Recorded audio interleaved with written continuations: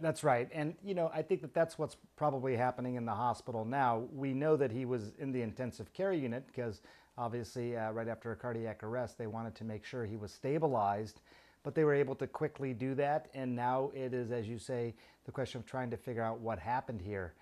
Some context, going back to a study from 2015, we know that, again, rare, but just to give you some numbers, about 6,000 to 7,000 times a year, you do see these out-of-hospital sudden cardiac arrests in young athletes. Sports involved 39% of the time if people are under the age of 18. It's still involved about 13% of the time as you get older. If you get older than that, 35 years and older, then you have related concerns due to coronary arteries, which can become blocked or occluded, leading to a heart attack. That's not what this is here. So the sudden cardiac arrest does happen, rare, but these are the sorts of numbers that we're talking about.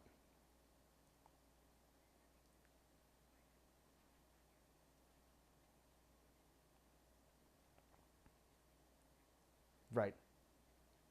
Yeah. So let me just show you because this comes up quite a bit. When we talk about a heart attack, there are these blood vessels that are on top of the heart over here called the coronary blood vessels. They actually supply blood flow to the heart. So when you have a heart attack, you think of that more like a circulation problem. One of these arteries becomes blocked, heart muscle tissue dies, and that can lead to the heart attack. With a sudden cardiac arrest, it usually seemingly comes out of nowhere. You might have an abnormality with some of the muscles of the heart, or there could be an electrical problem with the heart. The electrical issues of the heart allow the chambers of the heart to beat in a coordinated fashion. If that gets thrown off for some reason, then you might have a sudden cardiac arrest. Someone goes pulseless, they become unconscious. Oftentimes they require defibrillation and getting to a hospital, as seems to have happened with Bronny.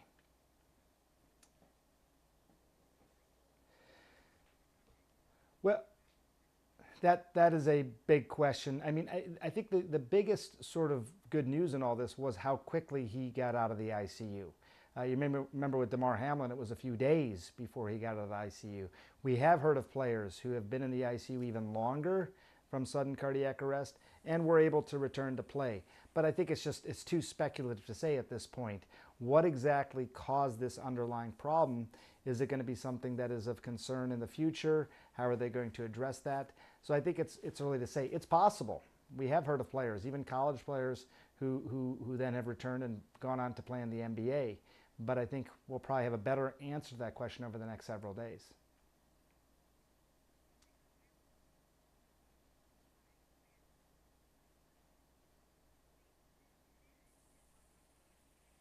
Hmm.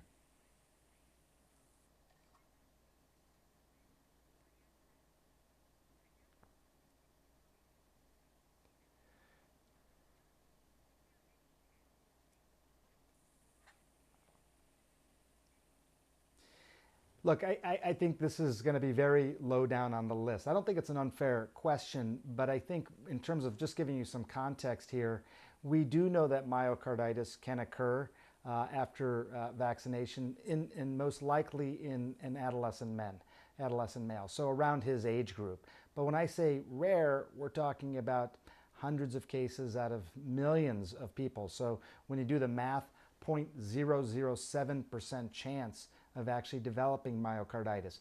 But keep in mind as well that the vast majority of those cases were pretty mild, did not actually lead to any kind of significant medical problem. And if people developed myocarditis, it typically was within several days after the second shot of a vaccine. So is it a possibility? It's really rare. Cardiomyopathy, far more likely than myocarditis. And again, keep in mind, there were thousands of cases of sudden cardiac arrest going back to 2015, well before vaccinations were out there.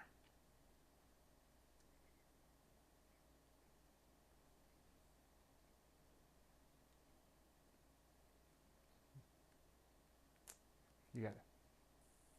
Thank you.